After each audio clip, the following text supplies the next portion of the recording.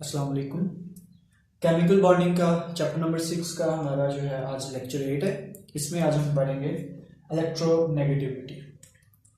Electronegativity को हम जो है डिफाइन करेंगे। पहले डिफाइन करने के बाद हम जो है इसकी बात करेंगे इसमें कि फैक्टर्स कौन कौन से जो जिस पे डिपेंड करता है, और इसके अलावा हम ट्रेंड देखेंगे प्रोडक्ट टेबल में, और चंद और बातें जो है इसकी एक्सप्लेनेशन देखेंगे।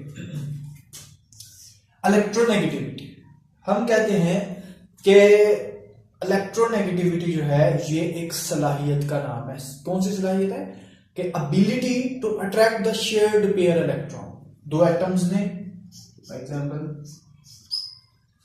जब ये बॉन्ड बना है, सिंगल बॉन्ड, एक एटम एक इलेक्ट्रॉन इसने दिया, दूसरा इलेक्ट्रॉन दूसरी तरफ से आया। अब ये पेयर है, ये बॉन्ड पेयर है। इस बॉन्ड पेयर को अपनी तरफ खींचने की जो सलाहियत है, अब ये हाइड्रोजन भी चाहेगा कि इसको अपनी तरफ अट्रैक्ट करे, और क्लोरीन भी चाहेगा इसको अपनी तरफ अट्रैक्ट करे। तो ये जो एबिलिटी है, एबिलिटी टू अट्रैक्ट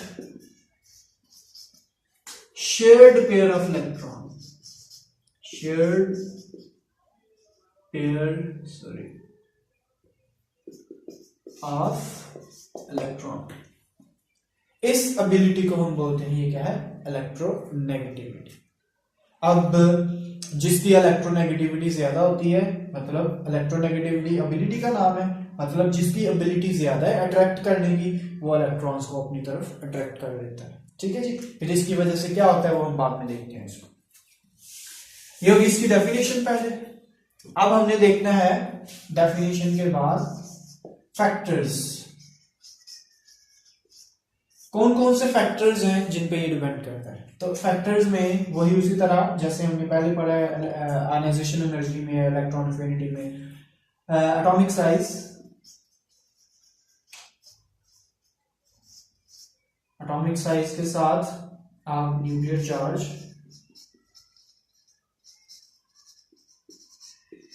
और न्यूक्लियर चार्ज के बाद आप शील्डिंग इफेक्ट कह सकते हैं।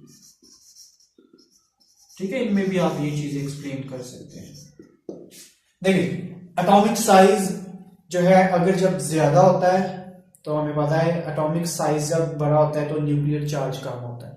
न्यूक्लियर चार्ज कम हो तो हम कहते हैं कि ये जो इलेक्ट्रोनेगेटिविटी कम है, मतलब एटॉमिक साइज जो है ये इनवर्सली रिलेट करती है इलेक्ट्रोनेगेटिविटी।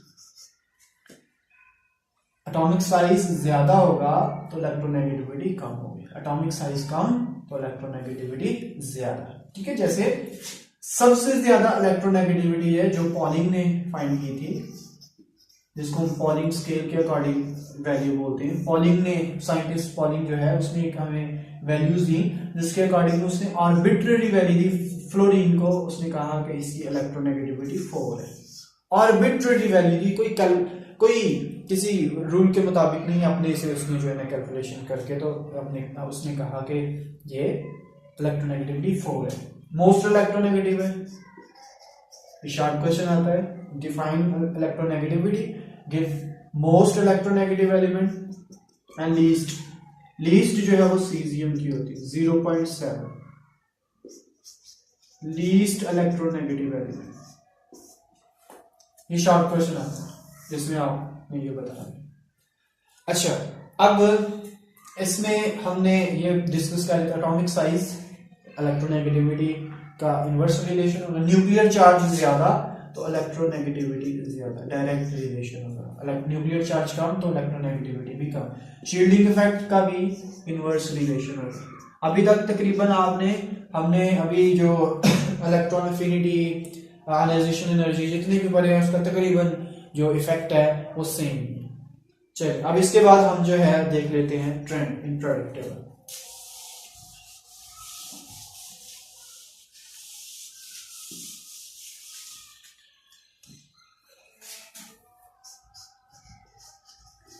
ट्रेंड या जिसको हम बोलते हैं वेरिएशन इन प्रोडक्ट टेबल।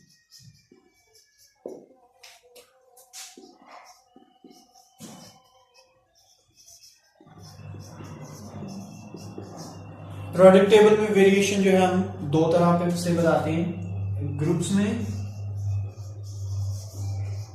और पीरियड्स में। तो ग्रुप की पहले बात करते हैं। ग्रुप क्या होता है टॉप टू बॉटम, ऊपर से नीचे, ठीक है जी। ऊपर से नीचे जब आते हैं हमें पता है साइज क्या होता है, साइज इंक्रीज होता है, एटम का साइज इंक्रीज होता है, साइज इंक्रीजेस, चलिए एटॉमिक साइज लिख देते हैं, atomic size increases. Atomic size जब इंक्रीज करता है हमें पता है, अभी हमने डिस्कस किया, एटॉमिक साइज के इंक्रीज होने से जो न्यूक्लियर चार्ज कम हो जाता है और इलेक्ट्रोनेगेटिविटी भी कम हो जाती है, ठीक है। अभी एटॉमिक साइज का हमने डिस्कस कर लिया, तो इलेक्ट्रोनेगेटिविटी का वो इनवर्स रिलेट करते हैं। उसके बाद पीरियड्स में देखते हैं हम, पीरियड्स में हम कहते हैं left to right, left to right जो अगर हम जाएं तो पीरियड्स में लेफ्ट टू राइट जाते हुए एटम का साइज कम होता है, एटॉमिक साइज डिक्रीजेस। अब अभी पता है एटम का साइज कम होता है, तो एटम का साइज कम होने से न्यूक्लियर चार्ज का इजाफा हो जाता है, न्यूक्लियर का चार्ज ज्यादा हो जाए तो उससे क्या होगा, इलेक्ट्रोनेगेटिविटी इंक्रीज होगी। तो पीरियड्स में भी हम फाइनल क्या कह सकते हैं, इलेक्ट्रोनेगेटिविटी इंक्रीजेस। इसका मतलब है प्रोडक्ट टेबल में जो इस तरफ एलिमेंट्स हैं वो कम इलेक्ट्रोनेगेटिव है, जबकि इस तरफ जो एलिमेंट्स हैं वो इलेक्ट्रोनेगेटिव है। ये इलेक्ट्रोनेगेटिव ये ज्यादा होते हैं, ठीक है जी, जबकि ये इलेक्ट्रोनेगेटिव कम होते हैं। या इसको एक और बात भी कह देते हैं, इलेक्ट्रोनेगेटिव नहीं है, इलेक्ट्रोनेगेटिव कम है ये, हम या ये भी कह सकते हैं ये इलेक्ट्रोपॉजिटिव होते हैं, मेटल्स हैं, ठीक है जी। वो इलेक्ट्रोनेगेटिव है और ये नॉन मेटल्स है, ठीक है। ये बात जो है ना आपने याद रखनी है इसमें। इसके बाद हम देखते हैं इसकी एप्लीकेशंस क्या है, कि हमें जो इलेक्ट्रोनेगेटिविटी है इससे हमें किन बातों का पता चलता है। तो इलेक्ट्रोनेगेटिविटी का अगर एप्लीकेशंस देखी जाए तो इससे हमें बॉन्ड की पोलैरिटी का पता चल जाता है। हम कह सकते हैं, बता सकते हैं कि बॉन्ड पोलर होगा, नॉन पोलर होगा, आयनिक होगा, कोवलेंट होगा। देखिए जी, अगर इलेक्ट्रोनेगेटिविटी का डिफरेंस जो है वो जीरो है, इलेक्ट्रोनेगेटिविटी डिफरेंस जीरो, अगर तो जीरो है, ऐसे लिख देता हूं जीरो, तो वो बॉन्ड नॉन पोलर होगा। मतलब जब सेम एटम्स के दरमियान बनता है, bond form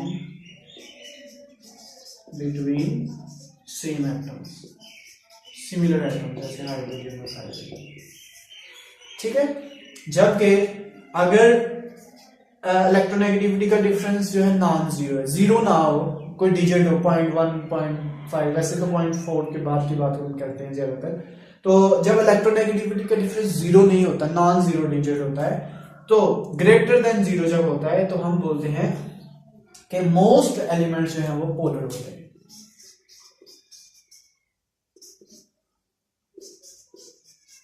When electronegativity difference occurs,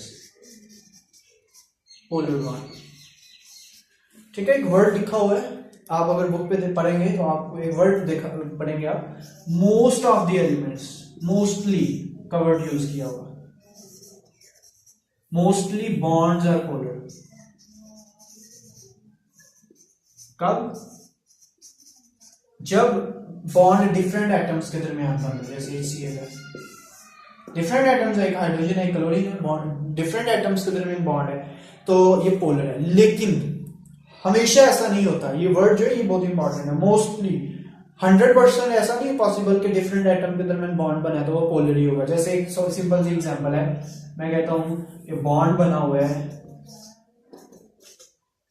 CO2 का मॉलिक्यूल है, CO2, डिफरेंट एटम्स है कार्बन डाइऑक्साइड में, लेकिन ये नॉन पोलर होता है, ठीक है। इसको आप आगे जाके जो है पढ़ेंगे, इसी चैप्टर में डायपोल मोमेंट पढ़ेंगे, वहां पे हमें पता चलेगा कि ऐसा क्यों होता है। एक्चुअली यहाँ पे पोलर तो होता है, लेकिन इनकी पोलैरिटी जो है वो कैंसिल आउट हो जाती है। तो ये ओवरऑल ये मॉलिक्यूल, ये बॉन्ड तो पोलर है, ये एक बॉन्ड जो है ना, ये वाला, ये बॉन्ड ये पोलर है, ये वाला बॉन्ड भी पोलर है, लेकिन मैं बॉन्ड की बात कर रहा हूं कि बॉन्ड तो पोलर है लेकिन ओवरऑल मॉलिक्यूल नॉन पोलर होता है। ठीक है जी, तो मैं पॉइंट कौन सा एक्सप्लेन कर रहा हूं, इसी तरह के क्वेश्चन जो है ना शार्ट में आपको आ जाते हैं एंटी टेस्ट वगैरह में, कि मोस्टली एलिमेंट्स जो है ना ये क्या होते हैं, मोस्टली जब डिफरेंट एटम के दरमियान बॉन्ड हो तो मोस्टली पोलर होते हैं, लेकिन 100% ओके देखिए ये भी तो डिफरेंट एटम्स के दरमियान बॉन्ड है लेकिन ये नॉन पोलर है। ठीक है जी। अच्छा, अब इसके अलावा हम कहते हैं जब डिफरेंस 1.7 से ज्यादा हो, इलेक्ट्रोनेगेटिविटी का डिफरेंस 1.7 से ज्यादा हो तो बॉन्ड आयनिक होगा। ठीक है जी, तो जब दो एटम्स के दरमियान जो इलेक्ट्रोनेगेटिविटी का डिफरेंस है वो 1.7 से ज्यादा होगा, डिफरेंस ज्यादा होगा, तो तब हम बोलते हैं कि बॉन्ड क्या होगा, पोलर। हाँ, एक यहां से एक शॉर्ट क्वेश्चन आता है, वो शॉर्ट क्वेश्चन क्या है वो भी इसको भी डिस्कस कर लेते हैं।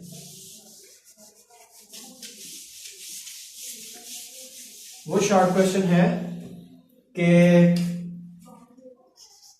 नो बॉन्ड इज 100% आयनिक, या वो चलिए इस शॉर्ट क्वेश्चन को जो है ना हम आयनिक बॉन्ड में डिस्कस कर लेंगे, जब हम आयनिक बॉन्ड करेंगे चलिए वहां पर डिस्कस कर लेंगे। तो अभी जो है आपका कोई क्वेश्चन है तो वो मेरे से पूछ लें, बाकी अल्लाह हाफिज।